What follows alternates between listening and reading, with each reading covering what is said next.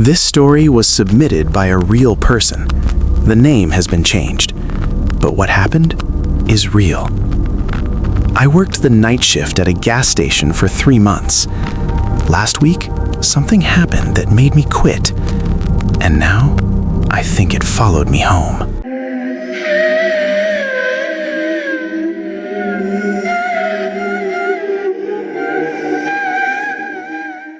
My name is Jake. I'm 22, and I needed money for college.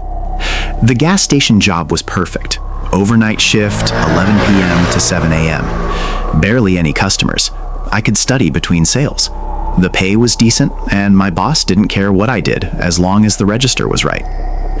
The station was on a lonely highway, about 10 miles outside of town. During the day, it was busy, but at night, it was dead quiet. The first 2 months were fine. I'd get maybe 5 customers a night. Truckers mostly, night travelers, insomniacs. I'd sit behind the counter, do my homework, watch YouTube. The fluorescent lights buzzed overhead. The security camera screens flickered in the corner. It was boring, but it was easy money. Then he started showing up. It was a Tuesday, around 2 a.m. I looked up from my textbook and saw him. A man, standing outside, just standing there, in the parking lot, under the overhead lights, staring at the store. He wasn't near a car. He wasn't pumping gas. He was just standing, watching. I figured he needed help. Maybe his car broke down. So I waved, gestured for him to come inside. He didn't move, just stood there, staring. After about 5 minutes, he turned around and walked into the darkness beyond the parking lot, into the empty field behind the station. I shrugged it off. Weird, but whatever. People do strange things at night. But then he came back. The next night, same time, 2 a.m., same spot, just standing there, staring. This time I didn't wave. I just watched him on the security cameras. He stood there for 10 minutes, then walked away, into the field, into the darkness. This happened every night for a week. Same time, same spot, same stare. I told my boss. He said if he's not causing trouble, ignore him. Easy for him to say. He wasn't there at 2 a.m. watching this guy.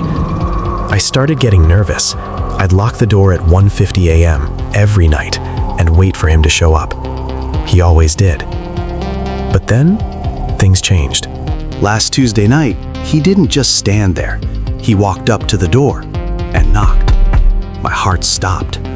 I stayed behind the counter. The door was locked. He couldn't get in.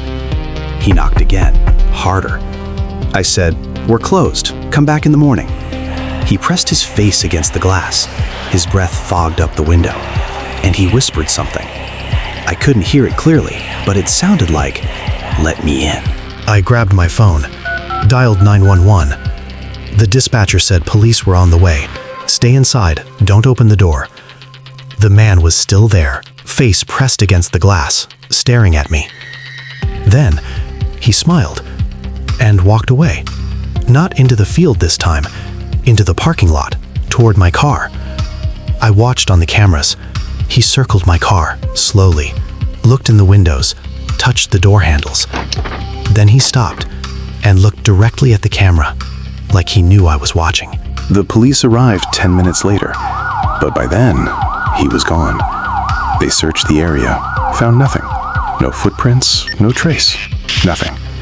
They told me to call if he came back, and they left. I quit the next day. Didn't even give 2 weeks' notice. I just couldn't do it anymore. That was last week. I thought it was over. But 3 nights ago, I woke up at 2 a.m. I don't know why. I looked out my bedroom window, and there he was, standing in my front yard, under the streetlight, staring at my house. I called the police again, but by the time they arrived, he was gone. He knows where I live now, and every night at 2 a.m., I hear footsteps outside my window.